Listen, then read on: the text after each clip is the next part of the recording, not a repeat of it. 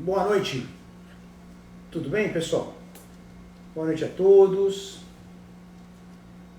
Vamos começar mais uma live aqui com vocês. O pessoal está entrando, estamos já organizando aqui para começar essa mais uma live com todos vocês. O pessoal está entrando. Boa noite, tudo bem, pessoal? Boa noite a todos.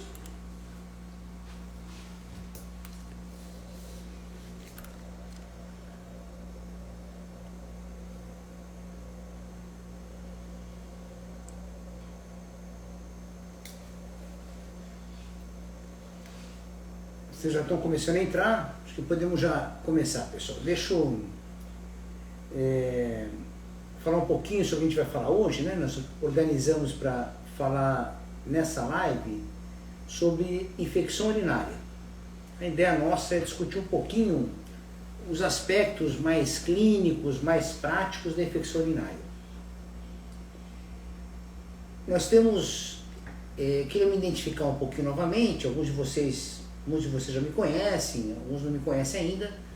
Meu nome é Abdon, eu sou o professor Abdon, eu sou médico, sou especialista em infectologia, em medicina intensiva, na área clínica, clínica médica, e tenho uma formação acadêmica de mestrado e doutorado nessas áreas, né, principalmente relacionada à infectologia. Então nós temos uma vivência de docência grande também, né, e a gente queria compartilhar com vocês um pouco isso dentro dessa rede aberta aqui no Instagram. Hoje a nossa discussão vai ser infecção urinária e a gente vai pautar em alguns aspectos da infecção urinária que são importantes para o nosso dia a dia, principalmente voltados na sua prática, né? Na sua prática de tratamento, de diagnóstico, assim por diante. Algumas coisas são importantes para a infecção urinária, alguns desafios que nós temos. A infecção urinária, pessoal, é uma doença que tem uma frequência alta no nosso meio. E, na verdade, eu diria para vocês que é uma das infecções do paciente nosso que tem mais procura hoje dentro da internet, do Google, do Instagram. Então, é interessante a abrangência que é a infecção urinária no nosso meio. Então, isso por si só já mostra a necessidade de nós, como médicos, termos uma habilidade, né, grande em manejar esses doentes. Claro que todos que formam medicina têm uma formação estruturada para isso, para desenvolver isso, mas o dia a dia na prática isso pode ter alguns desafios, né? E a gente vai tentar falar um pouco sobre isso. Primeiro, é uma doença com muita frequência no nosso meio. E a maneira da gente encarar esses doentes, de tratar esses doentes e ter a habilidade de conduzir eles, depende de alguns aspectos. Quando nós falamos de infecção urinária, pessoal, nós temos que analisar assim. E sempre eu gosto de conversar com vocês, porque a ideia nossa aqui nessa discussão sempre é tentar levar vocês uma facilitação no seu manejo médico. E aqui nós estamos falando de manejo médico na infecção, nas infecções principalmente de causa bacteriana. Nós temos usado mais os exemplos bacterianos porque realmente eles acabam sendo mais frequentes no nosso dia a dia, não só pela frequência, que as virais também são muito frequentes, mas também no manejo mais decisório do médico, né? Então a infecção bacteriana, ela te obriga como médico a tomar uma decisão. A infecção viral também, mas muitas vezes elas são autolimitadas e muitas vezes o diagnóstico etiológico de infecção viral não seja o fator mais importante para a gente. Claro que a tecnologia vai melhorando cada vez mais, e a gente vai aperfeiçoando esse diagnóstico viral com mais qualidade, mais precisão. Mas a infecção bacteriana, ela te obriga, em decorrência da quantidade de antibióticos que nós temos no mercado e na resposta antibiótica que uma infecção bacteriana tem, a gente tomar a decisão correta. Então esse é um ponto fundamental. Epidemiologicamente, quando falamos sobre infecção urinária, nós falamos em frequência maior em mulheres. Esse é um ponto também que é importante. E aqui tem um detalhe importante que vocês têm que ter conhecimento, ter habilidade, que a gente às vezes descuida muito com isso.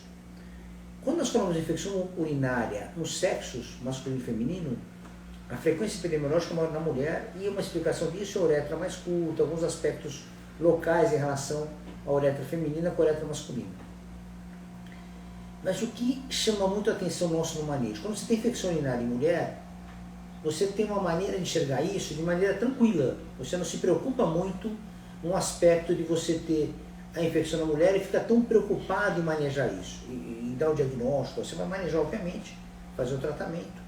Mas um diagnóstico para você é tranquilo. Você vai ver a infecção urinária na mulher e aceitar isso com tranquilidade. Quando eu falo que a infecção urinária no homem, te obriga a ter um raciocínio um pouco diferente. Que habitualmente a infecção urinária no homem, ela acaba sendo secundária por algum fator. Então esse é um ponto que a gente precisa refletir muito, porque isso gera uma confusão. Então quando você faz um diagnóstico de infecção urinária no homem, você tem que ter uma segurança muito grande para ter descartado as possibilidades que levaram a isso. Muito bem. Então esse é um ponto epidemiológico, a gente vai repetir um pouco isso na discussão. O segundo aspecto que é importante ser considerado nessa discussão são os tipos de infecção urinária. Então são coisas práticas que vocês vão ter que usar, vão dar mais segurança de você manejar seu doente. Então isso é importante. Então a ideia é que você tenha mais segurança, mais habilidade em controlar, né, o diagnóstico e o tratamento do seu doente. Quando eu falo em tipos, eu tenho que dividir em dois tipos importantes, que é a infecção urinária baixa e alta. Quando eu falo em infecção urinária baixa, você está falando de um paciente que tem uma infecção na bexiga para fora, para a uretra. E quando eu falo em alta, eu falo de rins e às vezes ureteroproximal, ok? Então é uma diferença importante clínica. Por que é importante? Porque a apresentação desse doente até você, quando você está na sua emergência, na sua enfermaria, no seu consultório, na sua UTI, esse doente vai queixar de maneira diferente. As infecções urinárias, que são consideradas baixas, tem muito sintoma da micção, a disúria, a polaciúria, né? Termos que a gente conhece bem, né? Às vezes hematúria, piúria. Então você tem alguns sinais clínicos, são muito importantes, os sintomas, que são importantes para fazer um diagnóstico mais infecção urinária baixa. E habitualmente a infecção urinária baixa, pessoal, ela evolui sem febre. Esse é um dado importante. Então não tem febre, o doente tem um estado geral bom habitualmente. Então o estado geral não compromete esse doente.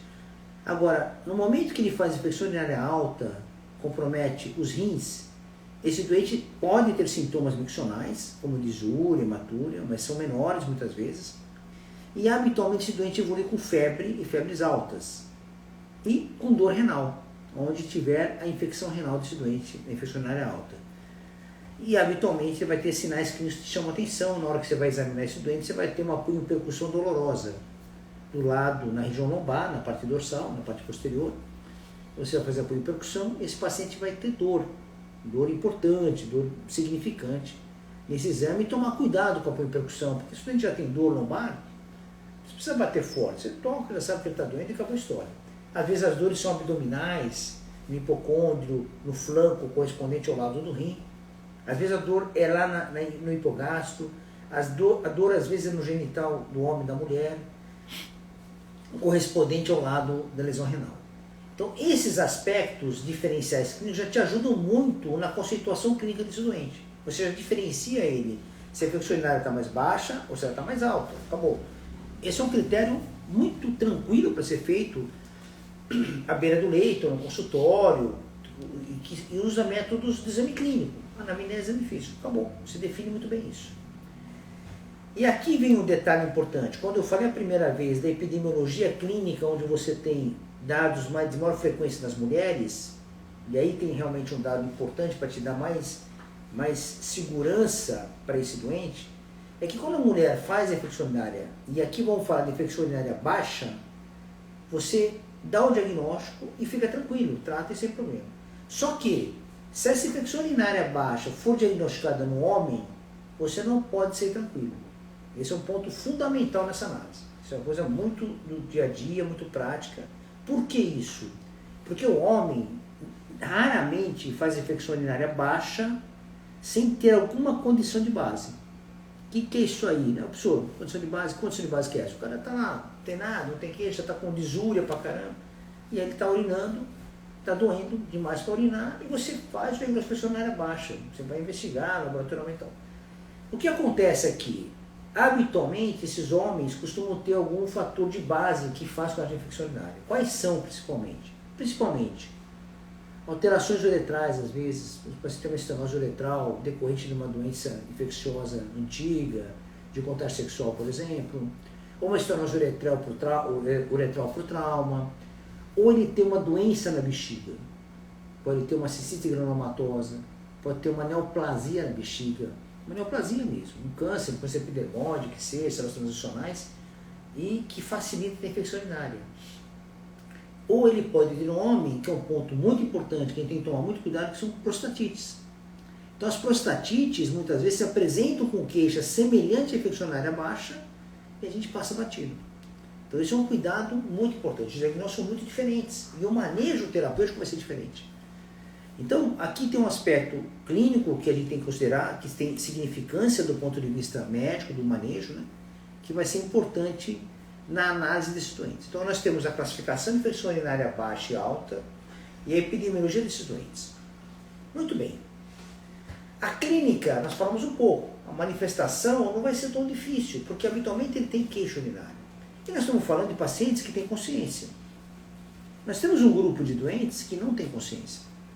Às vezes estão confusos, às vezes tem um quadro, uma síndrome demencial, às vezes estão em coma, e podem ter infecção urinária. Isso acontece? Acontece. Hoje nós temos doentes em home care, internados, né, com quadros idosos, com sequelas neurológicas, pacientes com doença primária cerebral, diversas situações que fazem que o paciente não tenha sintomatologia, não consiga queixar para você. Aí o desafio do diagnóstico aumenta um pouco mais. Então esse é outro ponto que a gente vai ter que conversar um pouquinho rapidamente sobre isso. Então, a partir desses critérios, nós vamos partir para a complementação do diagnóstico. Porque o diagnóstico ele vem primeiramente pela suspeita clínica, que passa pelo seu exame clínico, que é uma boa anamnese, com essas queixas que a gente comentou, e um exame físico cauteloso, que você possa identificar outros fatores e principalmente descartar outras doenças, né? Você vai examinar essa doença, às vezes tem uma massa abdominal, tem um rim aumentado, então tem vários aspectos que você pode detectar no seu exame físico. Lembrando que a anamnese e o exame físico, eles são, obviamente, a coisa mais importante do ato médico, é a ferramenta mais importante que nós temos, principalmente a anamnese. Em conjunto com o exame físico, ela te ajuda a sair desse labirinto diagnóstico, terapêutico, em mais de 90% dos casos. Então, a boa anamnese, um bom exame físico, te direciona corretamente para o diagnóstico. Lembrando, né, pessoal, nenhum exame complementar corrige uma anamnese mal feita. Então isso é um dado importante, então a gente sempre lembra disso, então vocês não podem esquecer, isso vale para qualquer cenário que vocês tenham que atuar com o doente. Muito bem, então a partir desse diagnóstico, da suspeita ou diagnóstico clínico, eu vou partir para os exames complementares. E aqui, obviamente, o exame complementar mais importante é o exame de urina, que é investigação de elementos urinários. Alguns chamamos de AS, elementos anormais sedimentos, outros chamamos de urina tipo 1. Então você tem diversas maneiras de caracterizar o exame de urina na investigação. E esse exame de urina te dá alguns sinais importantes, né? Vão te dar sinais de presença de leucócitos na urina, já que a infecção é bacteriana. Somente quando a infecção urinária é baixa, a quantidade leucocitúria é muito grande. Então isso é um dado que ajuda muito. Às vezes pode ter hematúria microscópica ou macroscópica, habitualmente microscópica ou sem hematúria. E outro aspecto importante nos elementos anormais é a presença de nitrito. O nitrito é um marcador importante de infecção bacteriana, então isso te ajuda também na sua análise. Então veja só, se eu tenho uma cistite no doente, você concorda que tem uma infecção bacteriana ativa e ele precisa inflamar a bexiga. Está claro isso? Então, na hora que ele inflama pelo processo infeccioso, pela infecção bacteriana, ele vai alterar a resposta celular dessa camada da bexiga. Então, é necessário que haja alguma coisa do ponto de vista de células na presença da urina. Por que eu estou alertando isso? A gente vai discutir daqui a pouquinho um outro cenário diagnóstico que o exame de urina pode te ajudar muito na interpretação diagnóstica. Então, isso é importante para vocês. Então, primeiro exame de urina simples, que é feito imediatamente. Você colhe a urina, o paciente colhe, faz no laboratório, rapidamente 5 minutos, 10 minutos, meia hora, uma hora que seja, você tem resultado na sua mão. Aqui alguns detalhes importantes. Quando eu estou investigando infecções bacterianas urinárias, vocês têm que saber que a região da genitália, da região onde está a uretra, ela é contaminada, tem bactérias, tem Escherichia coli, tem Staphylococcus aureus, tem bactérias saprófitas lá. E aí lembrar sempre que o cuidado local é importante, fazer higiene do local, no homem e na mulher, e eliminar o primeiro jato urinário. O paciente joga o jato urinário primeiro, despreza no vaso, e a partir da metade para o final da urina ele colhe a urina. Isso tem que ser feito de rotina para todo mundo. Aqui tem um parênteses que alguns perguntam, mas senhor, se for uma infecção da próstata, prostatite, será que vale a pena colher o primeiro jato e comparar com o meio? Existe uma literatura que discute isso. Mas não é mais significante não, pessoal. Essa maneira de lidar com a coleta urinária, ela é boa para qualquer cenário. Aí você vai colher essa urina inicial, que é o nosso EAS, a urina tipo 1, e junto a ela você vai fazer a cultura urinária. Muito bem. Essa cultura urinária, ela pode ser feita de maneira manual no laboratório ou de maneira automatizada. Não tem problema nenhum. Então você tem duas maneiras de fazer isso. A maneira manual, ela vai gastar da equipe do laboratório pelo menos 2, 3 dias. Mas você pode saber nas primeiras 24 horas se está crescendo alguma coisa. Então esse é um ponto importante. Nós vamos falar sobre isso na hora que a gente manejar o tratamento. Fazer um manejo terapêutico. Mas você vai utilizar a cultura. De maneira automatizada, e automação a gente usa muito para sangue muitas vezes, mas tem também para urina, tudo. Ela vai te dar resultado mais rápido, só que não é uma coisa universal em todo o nosso país, né, em todas as cidades. Então, a urina, a cultura de urina manual, que eu utilizo no laboratório, é que maior permeabilidade para todo mundo, maior capilaridade no Brasil. Né? Então, todas as cidades que têm algum atendimento médico vão ter isso. Então, esse é um ponto importante. Então, isso é o dado objetivo do diagnóstico da infecção urinária. Aqui tem alguns detalhes importantes. Você fala para mim, pessoal, tranquilo então, tem uma queixa urinária, urina positiva, cultura positiva, resolveu. Bom, resolveu entre aspas, por quê?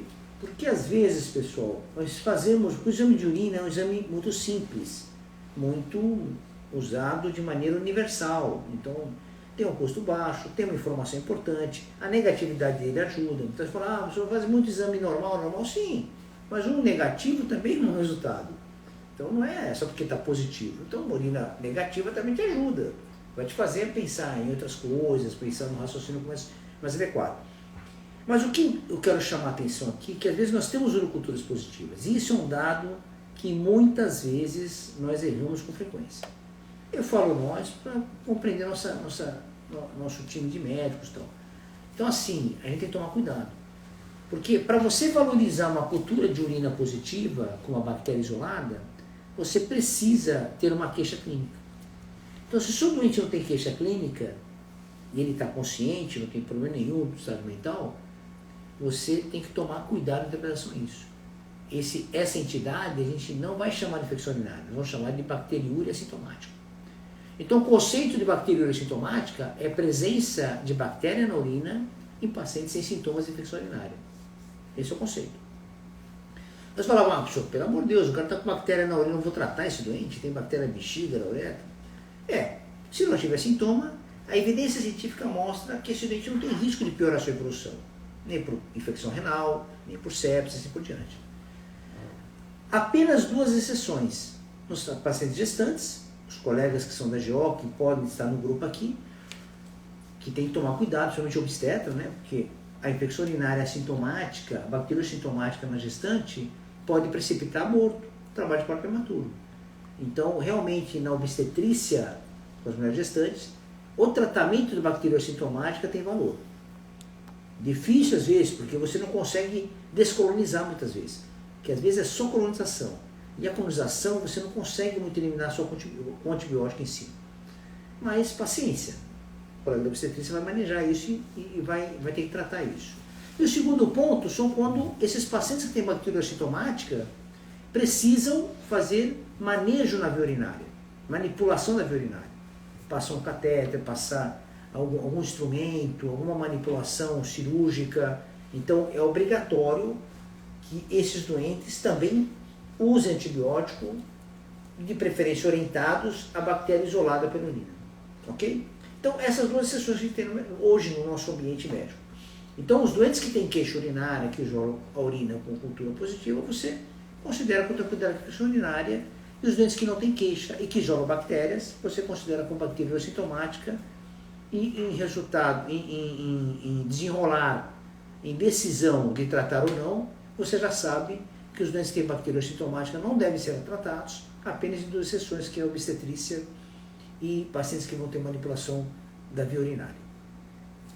Bom, falado isso, pessoal, a gente consegue já avançar um pouquinho para o nosso manejo terapêutico, que é um ponto que tem que ser cuidadosamente avaliado, e que vocês, muitos de vocês, que estão no dia a dia da prática médica, vocês estão frequentemente assim envolvidos com o dia a dia disso, né? Quando eu falo em tratamento, pessoal, como é que a gente tem que analisar isso? Primeiro, as infecções, vamos começar pela infecção urinária baixa.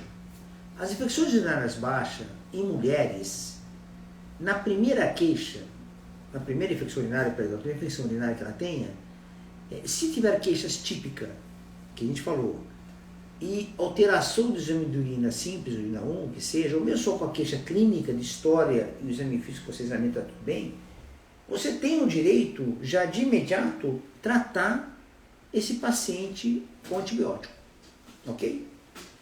Algumas literaturas sugerem que não precisa nem de cultura nesses doentes, quando é a primeira infecção na mulher baixa. Então, ótimo. Então, você não precisa nem de fazer cultura, vai tratar em ponto final. Claro que no nosso meio, a facilidade de ter a cultura no dia a dia é muito grande, então você não vai deixar de fazer a cultura numa suspeita de infecção bacteriana, não tem porquê. Muito bem.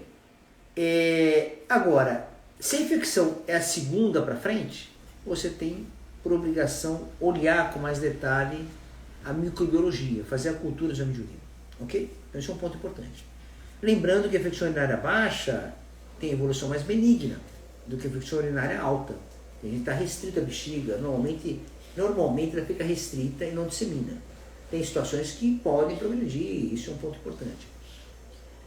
E no homem, mesmo o manejo já é preocupante na primeira manifestação, como a gente falou. Então o homem é diferente. O homem fez a primeira infecção urinária, você já levanta a orelha, fica preocupado e você já sabe que tem problema. Então você vai ter que investigar com mais critério. Então você vai colher a urina 1, vai fazer a cultura, pode até fazer o tratamento empírico sem ter a cultura na mão, mas você tem que ficar preparado para fazer a investigação desse doente. E quando eu falo em investigação, você vai ter que rastrear topograficamente esse doente. Esse rastreio pode começar. A parte laboratorial mais geral, na infecção urinária baixa, ela tem pouco valor de fato. Não costuma ter leucocitose, PCR pode subir, pode ser reativo, assim, mas não é um fator tão fundamental para o seu manejo. Agora, quando você tem homem com contaminação, infecção urinária baixa, com queixa baixa, você tem que fazer pelo menos uma avaliação radiológica dessa região. E a maneira radiológica de fazer isso com mais tranquilidade é a ultrassonografia. Um exame menos invasivo, em boas mãos, em bons colegas que fazem ultrassom, te dá informações importantíssimas. A bexiga é cheia, é facilmente vista no ultrassom, então o colega vai ver com segurança. A próstata vai ser vista com um certo grau de segurança, obviamente que tem alguns detalhes que não são vistos pelo ultrassom abdominal simples, mas já vai te ajudar a te direcionar algumas coisas. E no homem ainda, você tem que ir obrigado a procurar prostatite. Quando eu falo obrigado a procurar prostatite, você tem que investigar o hormônio, por exemplo, prostático específico, o PSA.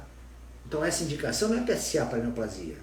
Você vai fazer a indicação de usar PSA de várias maneiras, o total, o livre, assim por diante, para investigar sinais de infecção. Como é que você investiga isso? Porque quando você tem uma prostatite, o PSA sobe. Você tem ruptura celular, tem infecção de célula, né? E aí essas células liberam o PSA na circulação e você consegue detectar níveis altos. E muito altos às vezes. E às vezes até o doente já sabe que tem um PSA normal previamente. Se é um doente mais idoso, já faz check-up, assim por diante. Tá claro esse manejo? Isso é importante. E aí o manejo para infecção urinária baixa, como que você vai enxergar isso? Antibiótico. Aí você fala, pô, mas qual antibiótico? É baixa, normalmente tratamento ambulatorial, sem problema. Eu tenho que usar uma medicação de via oral, obviamente. Primeiro vamos lembra dos pilares que eu sempre falo para vocês, né? Que que essa metodologia que eu tenho tentado pensar, desenvolver, tenho utilizado, ela fala da cepa, né? Que é um dos pilares importantes para isso. Então eu preciso definir a cepa. E a cepa eu sei pelos dados epidemiológicos, microbiológicos, que a literatura traz para a gente.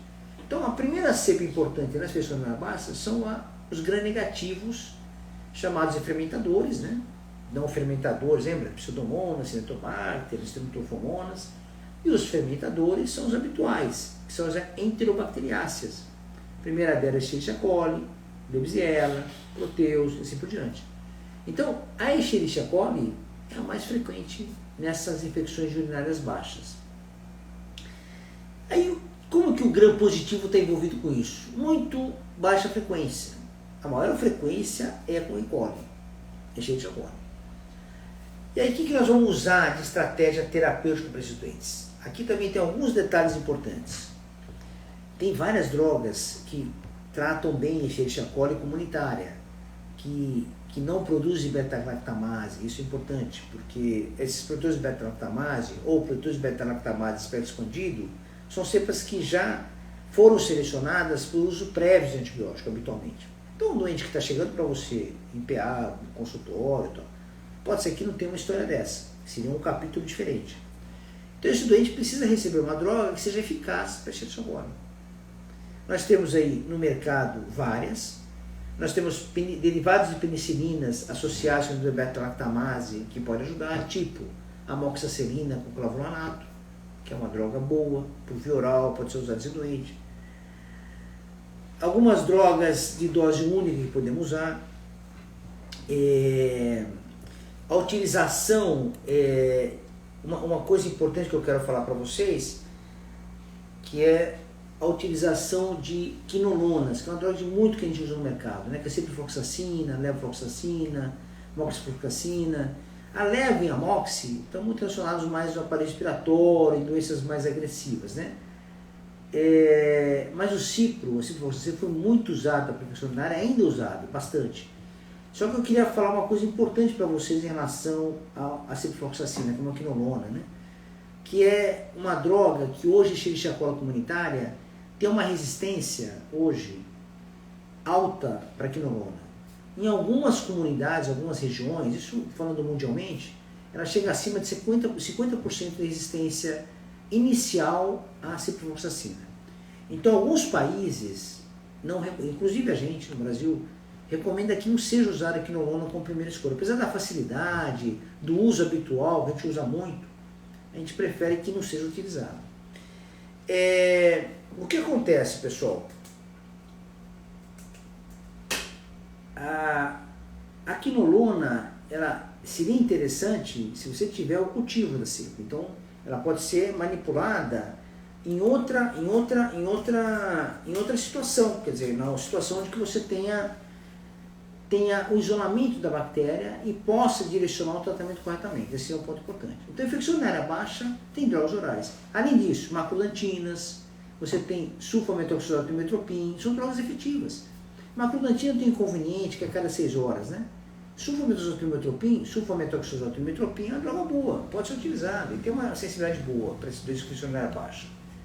Então, esse seria o cenário, esses seriam assim, as drogas possíveis de você utilizar com risco baixo, com uma tolerância bastante razoável para esses doentes, né? Muito bem.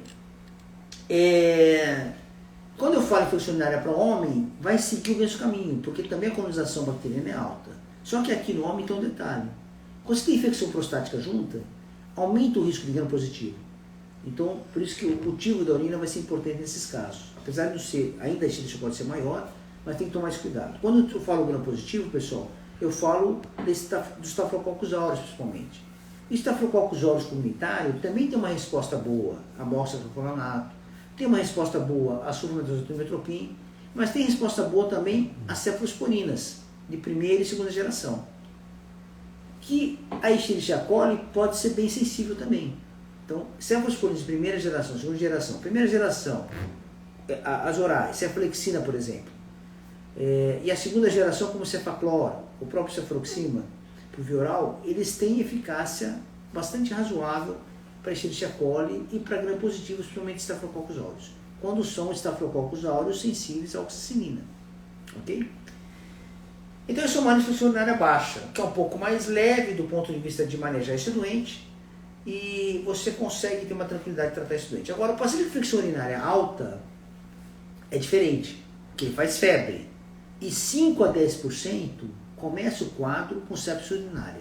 Então esse é um cuidado importante para você que está manejando esse doente com chegada primária para você, né? No seu consultório, no seu atendimento, na emergência. Então, esse doente pode chegar para você de uma maneira assim, do ponto de vista de chegar séptico. Se ele chega séptico, você tem o manejo da sepse. Nós temos uma live gravada sobre isso. Então muda o cenário. Você vai ter que ter um manejo não só do antibiótico, que é fundamental, não é só ele, mas ele é fundamental, mas outros manejos laboratoriais, de cultura, de volume, né? De indicação de uma UTI ou não. Então isso é importante. Agora, como que vamos focar um pouco com a infecção urinária alta e eu manejando do ponto de vista do antibiótico? Então, aqui acontece o seguinte: as infecções urinárias altas que comprometem o rim, a gente pode chamá-las de pielonefrites aguda. Então, é o mesmo termo. Então, a gente mistura um pouco isso, né?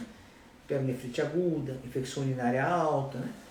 É claro que infecção urinária alta é um termo mais amplo, né? Porque eu posso pegar uretéria, pelve renal, né? Essa coisa toda. Quando eu falo pielonefrite, eu também estou restringindo só o rim, né? Então tira um pouco o uretéria dessa história. Mas é quase parecido. Então esse doente vai ter aquele apoio percussão positiva, vai estar febril, vai estar mais toxemiado, né? Queixa urinária também vai ter, menos intensa que é baixa. E aqui você precisa manejar ele. Colher as culturas, como a gente falou, a urina e cultura. Num doente que faz pielonefrite aguda, a hemocultura é importante ser feita. Porque parte desses doentes faz bacteremia também junto. Não é muito grande, é menos da metade deles, mas se você isolar, é um fator a mais para te ajudar. Mesmo que seja 10, 20%. Quer dizer, isso pode impactar um pouco na sua conduta. É claro, quando eu falo impactar na conduta, os estudos que são controlados, randomizados, precisam definir isso para a gente, né, pessoal? Então, quando eu falo em conduta, do ponto de vista de manejar esse doente, eu vou te falar, não, qual é a cultura de sangue e tal, a resposta para isso, de fato, seria um estudo bem feito, mostrando se eu colho cultura ou não colho cultura, vai mudar a mortalidade ou não. Tá claro isso? Então esse é um ponto que também tem que ser pensado. Mas, do ponto de vista prático, do dia a dia nosso na rotina, a cultura é fundamental. Então a gente acaba utilizando, e é um pouco mais excessivo com isso, porque realmente quando ela é positiva, ela te ajuda muito no manejo terapêutico, definição de diagnósticos e assim por diante. Então, fez infecção urinária alta, olhou a urina, urocultura, você sabe bem disso, mas não deixe de fazer hemocultura desse doente. Quando eu falo em hemocultura, fazer 2 amostras pelo menos. 2 sítios diferentes. Por que tem que fazer 2 amostras em 2 sítios diferentes pelo menos? Porque ele evita a interpretação de alguma contaminação nessa cultura. Você vai ter que coletar a hemocultura. O rapaz do laboratório vai lá, ou você mesmo, o enfermeiro e tal, colhe uma amostra. Se você contaminar nessa amostra, você vai positivar a hemocultura. E você vai usar aquela informação para a sua condição médica. E você não vai saber se ele foi contaminado ou não. Contamina por um estáfilo da pele, acabou, olha o problema que virou. Você tem 2, se uma cresce e outra não cresce, você sabe que não tem nada a ver com nada. Isso foi uma contaminação só. Porque não existe bacteremia do lado direito e do lado esquerdo, assim por diante. Então, se tem bacteremia, tem bacteremia. Então as 2, a hemocultura tem que ser positiva. Então você tira da frente a contaminação. Então isso é uma regra, pessoal, para vocês, para qualquer infecção bacteriana. Para quem precisa dessa informação interessante, porque a gente subestima, a gente perde a hemocultura, vai lá, colhe um frasco, ninguém valoriza, aí quando vê o resultado, aí vem o problema. Então isso é um cuidado que tem que ser feito de maneira sistemática para esses pacientes. Na infecção urinária alta, ainda a Escherichia coli é muito frequente, e ela aparece como no rim? A infecção urinária baixa, a ascendência da área colonizada da região perineal, da região dos órgãos genitais externos, a bactéria ascende e infecta a bexiga. Muito bem, nós sabemos disso agora, porque a uretra é curta da mulher, tal, assim por diante. Agora, do ponto de vista infecção urinária renal alta, muda um pouco. Você tem mecanismos de disseminação hematogênica, contamina o rim, você tem que lembrar. E existe ascendência também. A gente deixa um pouco para trás, mas as infecções urinárias baixas, que a gente enrola para tratar, ou tem às vezes tem um defeito anatômico daquele jovem, daquela jovem, que faz mais refluxo vésico-ureteral e acaba contaminando o rim por ascendência. Isso acontece. Então, você tem mecanismos diferentes. Esses mecanismos variam na etiologia. Quando eles são ascendentes, a enorme maioria, a imensa maioria, é Escherichia coli. Quando a expressão é hematogênica, você varia um pouco. Começa o gram positivo ter uma ascendência maior com uma etiologia para infecção renal. Tá claro isso? Falar para mim, professor, mas isso aí, por que eu vou saber? Pode ser que seja um pouco mais acadêmico, didático, do que propriamente prático. Né? Mas é importante vocês terem essa clareza que você tem que estar envolvido com pensamento em gram positivo também. Bom, como é que eu faço com um doente desse? Um doente com pielonefrite aguda, com febre, ele precisa manejar com certo cuidado. Muitas vezes é uma jovem, né, uma mulher jovem que infecta no rim direito, tem todos os sinais clínicos disso, dor renal, aquela coisa toda. Aí você, às vezes, subestima um pouco, né, porque ela é jovem, sadia e tal, manda para casa o remédio oral. Esse é um risco que tem que ser calculado, pessoal. Você pode assumir isso? Pode. Mas você precisa dar uma segurança que esse doente vai ter uma vazão rápida se tiver problema. Por quê? Porque eu te falei, 5 a 10% faz sepse. E às vezes a medicação oral, ela tem uma biodisponibilidade diferente, apesar de ter drogas maravilhosas para via oral, mas é diferente do que você fazer drogas endovenosas doente. Então não é muito errado que os doentes que fazem infecção urinária alta pela nefrite sejam hospitalizados no primeiro momento, ou numa observação nas primeiras 2 doses do antibiótico e assim por diante. Então isso é uma rotina que pode ajudar. E habitualmente tem uma razão técnica para isso, um racional. Em decorrência do risco de sepse, em decorrência da piorar clínica desses doentes nos primeiros dias. Então esse é um ponto importante. Que droga usar? Habitualmente, nós podemos voltar ao mesmo cenário de infecção urinária baixa. A moxiclofenato endovenosa é uma ótima droga. Pode ser usada. Depois você vai transportar ela para via oral, fica fácil fazer a transição, né? Você fazendo venoso no hospital, depois passa oral. Acabou, tá tudo certo, ficou fácil demais. E facilita demais. E você está usando um grupo de medicamento, que é a moxicilina com clavulanato, que tem uma pressão de seleção, sem dúvida, para beta-lactamase. A pressão de seleção que eu faço é indução de resistência para essas drogas. Mas menor. E gravidade, impacto público nosso das infecções um pouco menor. Então é uma boa droga. Usar ceftriaxona ou cefruoxima, cefro de segunda, ceftriaxona, cefro terceira, são drogas muito efetivas também. Cefro terceira, que é ceftriaxona, por exemplo, é assim, as ceftriaxonas são ótimas drogas, foram usadas também de maneira indiscriminada, uso até hoje, mas assim, ela induz um pouco mais de resistência. Então, alguns serviços preferem não usar a cefro terceira hoje. Isso é um ponto importante. Então a cefro segunda pode substituir. E você pode ter outras drogas ainda, né? Essas são mais importantes, né? A própria sulfatimetropim por via endovenosa, que tiver um problema há pouco tempo atrás, ainda hoje tem problema do fornecimento dessa droga para o nosso mercado. O próprio Subactam, que é a ampicilina com Subactam, que também é um derivado de penicilina ampicilina, associado a lactamase. Então você tem uma gama de drogas aí que podem, e a própria quinolona, de acordo com o isolamento da cepa. Só que quinolona, a pessoa tomar cuidado em pacientes com pielonefrite. Então não é bom vocês usarem como primeira escolha. Aí vocês vão ter a cultura daqui 2, 3 dias e vocês vão acertando isso de acordo com o resultado da cultura. Então esse é um cenário, pessoal, que assim, ajuda muito a gente do ponto de vista de manejo, né? E acaba facilitando esse delineamento terapêutico desse paciente, tá bom, pessoal? Eu vou dar uma olhadinha aqui do meu lado, eu estou com o computador aberto, com o Instagram aberto, com o chat, né? Deixa eu ver aqui como é que vocês estão. Vocês estão interessados mesmo? Se tem perguntas, se não tem? Deixa eu dar uma olhadinha aqui, pessoal, para ver. Eu acabei passando algumas coisas. Deixa eu ver aqui se eu consigo retomar com vocês aqui algumas perguntas que foram feitas.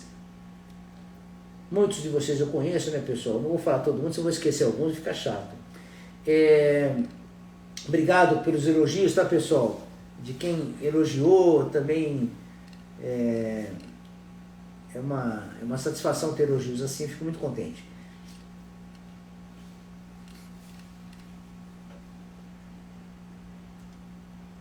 Eu quero ver uma pergunta aqui. Do meu amigo Fernando, né, Fernando? Você deve estar tranquilo, né? Tudo bem? Assim, comenta aqui conosco, né, sobre a bacteriose sintomática. E é um colega que é especialista nessa área, uma pessoa super respeitada, amigo nosso. Temos muitos pacientes colonizados e não com infecção, que tem um exame tratado e isso leva a uma resistência bacteriana. Bem lembrado, né, Fernando? A gente falou um pouco de bactéria sintomática, mas você traz um ponto que é fundamental e é um ponto que cria um problema gravíssimo no nosso dia a dia, né? Então essa é uma pergunta, e obrigado em ter lembrado, Fernando, boa demais. A gente tem que falar isso pro pessoal para entender quando a gente fala em bactéria sintomática e perturba o pessoal para não colocar, não dar antibiótico nesse doente.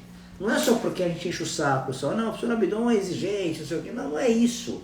Além de dar mais segurança técnica, de dar mais qualidade na condição técnica, você também vai ter uma ajuda pública importante. Porque na hora que você começa a dar antibiótico para condições que não há necessidade, você faz seleção de cepa. Que nem o Fernando alertou a gente, vai criar mais resistência. E pior de tudo, vejam só. Se é um doente de comunidade, esse doente habitualmente tem um problema individual com ele. Você vai dar antibiótico sem necessidade, esse antibiótico vai fazer uma pressão de seleção e ele vai gerar cepa resistente. É assim que funciona. Eu vou dar uma quinolona, vou dar um beta-lactâmico, vou dar qualquer coisa que seja, um derivado de sulfa, ele vai acabar induzindo a resistência desse doente. E aí as bactérias que vão aparecer depois vão ser mais resistentes ao esquema que você fez. Daqui a pouco, na terceira quarto, tratamento errôneo de uma bactéria sintomática, você tem um paciente que está isolando um SBL, uma Escherichia coli ou uma Pseudomonas, resistente a todos os beta-lactâmicos. E às vezes até KPCs, gram-negativos resistentes a carbapinecos. Então tem que tomar muito cuidado. E no hospital piorou, porque no hospital, quando você faz a colonização de maneira errada, ela dissemina para as áreas hospitalares, para os ambientes hospitalares, para as enfermarias, para as UTIs. Então você tem uma colonização do nicho, do ecossistema daquela situação. Isso gera muito risco. Então a gente tem que estar fiscalizando 24 horas isso. Então a utilização de antibiótico inadequada, principalmente em situações onde não há indicação, nós geramos um alto risco para esses doentes. Isso é uma situação que gera muito problema. Deixa eu passar outra pergunta sobre a fosfomicina. A fosfomicina é uma das drogas de dose única que tem sido muito utilizada atualmente. Foi utilizada muito no passado e voltou agora na nossa rotina. E a fosfomicina é uma boa indicação como dose única ou duas doses para pacientes com infecção urinária baixa. Então é uma droga espetacular. Você vai ter um doente com primeira infecção urinária baixa, uma mulher jovem, você vai dar fosfomicina com uma ou no máximo duas doses e vai resolver o problema. Claro que a fosfomicina começa a ficar um pouco limitada quando a paciente tem infecção urinária de repetição e assim por diante. Mas é uma droga muito efetiva e a pergunta foi muito pertinente para lembrar um pouco disso, né? Quando fazer antibiótico profilaxia nesses doentes, né? Então, aqui nós temos alguns aspectos importantes que são naquelas condições que, na verdade, a profilaxia, qualquer manejo do trato urinário cirúrgico, você tem que fazer profilaxia. Então, aí a gente cai nas profilaxias cirúrgicas, principalmente, né? A profilaxia, por exemplo, muito dos mecanismos fisiopatológicos da infecção urinária baixa envolve, por exemplo, alguns aspectos, por exemplo, como contato sexual, higiene, que às vezes em muitas mulheres, você corrigindo isso, não há muita mudança muitas vezes. Mas às vezes algumas pessoas têm resultado bom. Então não é raro, às vezes, as profilaxias relacionadas com dose única de antibiótico para condições que levam risco à infecção urinária, que forem percebidas pelo médico e paciente. É um pouco difícil isso não dá para você discutir aqui, porque são muito personalizadas as situações. Então acho que isso não é uma discussão meio difícil para a gente fazer nesse momento. Outro ponto que também foi perguntado no grupo, que eu acho que é muito legal lembrar sobre a questão da infecção urinária relacionada ao dispositivo, quando o paciente já tem sonda vesical de demora. Aqui é um cenário mais complicado ainda. Por quê? Porque muitas vezes a sonda vesical de demora no doente, ela está sendo utilizada em pacientes que têm, ou estão graves no hospital internados, ou não tem controle urinário, por trauma medular, por exemplo, raquiomedular, ou por trauma neurológico, bexiga neurogênica. Então, são pacientes que têm bexiga neurogênica e precisam ser sondados para isso. Primeiro ponto aqui, escolher bem como você vai manejar esse doente a longo prazo. Então, paciente que tem bexiga neurogênica, precisa ser manejado cronicamente com sondagens vesical de demora, o dispositivo, você precisa decidir qual é o dispositivo para ser usado. Aí você tem vários. Tem a própria sonda vesical de demora, as sondas vesicais de alívio de horário, a cistostomia. Então você tem vários cenários que você pode usar nisso. Habitualmente, dentro desse cenário, as sondas vesicais intermitentes de alívio são o melhor procedimento. Você vai programar, esse doente programa, a cada 6 horas, a cada 4 horas, ou a cada 6 horas durante o dia, à noite você dá uma pausa, ou a cada 4 horas e fala o horário da madrugada. Esse paciente vai ter sondagem de alívio, vai passar uma sonda e tirar e acabou. E essa sondagem pode ser autossondagem. Muitos doentes que são paraplégicos, têm nível de consciência bom, fazem autossondagem. E muitos fazem isso. E de maneira muito segura. E a incidência de infecção urinária nessas situações são infinitamente menores do que pacientes com sonda vesical de demora. Então esse é um ponto importante de se lembrar. O diagnóstico é outro desafio, principalmente para quem não tem mais sensibilidade baixa, né? Isso é uma discussão que também tem que ser feita, mas é um pouco mais também delicado quando você tem raciocínio, como fazer isso, como manejar. Pessoal, querem perguntar alguma coisa a mais? Nosso tempo também já está meio esgotando, não vou exceder muito, porque senão a gente acaba... O que eu queria colocar para vocês, assim, toda essa discussão nossa aqui, ela tem uma finalidade muito grande para tentar ajudar mesmo, tentar ver se consegue ter um cenário que vocês tenham mais segurança, quem tenha interesse nessa situação, mais diagnósticos corretos e presuntivos, né, desses doentes, então fica bem interessante. Sobre profilaxia, alguém está me perguntando sobre o uso da nitrofurantoína, né, que é uma das drogas também, que é a própria macrodantina, né, pós-relação sexual e então de repetição procede. Então, pessoal, eu falei agora há pouco sobre isso é uma coisa que, né, a Júlia que está perguntando, é muito personalizado, pessoal. Muitos doentes, a gente não consegue, de fato, detectar o fator que faz a infecção urinária de repetição. A infecção urinária de repetição baixa, não alta, alta é um pouco mais difícil, mas a baixa, que é muito mais frequente em mulheres, e frequente no nosso dia a dia, tem um manejo trabalhoso, porque você vai ter que medir primeiro a quantidade de infecção urinária que o paciente faz por um período. Então, o paciente faz uma infecção urinária por ano baixa, a cada 2 anos, doente que você vai tratar no momento da crise, né, da infecção. Agora, uma doente que faz infecção urinária a cada 4 meses, 3 meses, 6 meses, já te obriga a pensar um pouco diferente.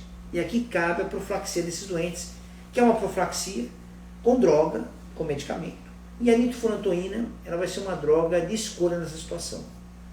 Aí a dose é mais baixa, uma dose menor, durante um período maior. Muitas vezes resolve essa situação, resolve. E você vai usar por um tempo longo, 3 meses, 6 meses, até 1 ano, depende de cada situação. Então isso é usado, é uma rotina muito bem embasada e tem seus desafios. Aí são outros cenários. Quando a gente vai manipular esse doente, quando vai acompanhar, o que acontece depois que você tira a medicação, como você maneja o tempo, quando você volta a doença, como você remaneja esse doente. Então alguns detalhes, mas é importante que isso seja feito mesmo, tá? A outra coisa, né, alguns aspectos, a gente já tem a questão da colonização, que é um ponto que eu falei rapidamente, vocês estão perguntando para a gente sobre a colonização, essa questão da colonização em relação a alguns doentes, a gente falou um pouco da bacteriose sintomática que passa por isso. Existe a colonização dos doentes já com dispositivo, que é uma discussão um pouco mais detalhada, isso vai caber para outro momento para a gente, tá, pessoal? Eu acho que é legal, eu vou tentar marcar outro momento para a gente discutir esses doentes mais complexos, estão colonizados, somente cepa multiresistente com dispositivo. Isso é uma discussão um pouco mais pontual, um subtema disso, tá bom, pessoal? Muito bem, pessoal. Eu queria agradecer vocês, de novo foi um prazer para estar discutindo com vocês aqui de novo isso. E fiquem atentos aí, a gente vai tentando marcar live com uma certa rotina, né, sempre desses focos de infecção, a ideia é essa. Eu vou tentar passar para vocês assim dias mais ou menos fixos, horários fixos, que a gente vai repetir isso de maneira rotineira, tá bom, pessoal? Um grande abraço para todo mundo, um bom descanso, obrigado por terem participado, tá? Abração para todos, tá? Tchau, tchau.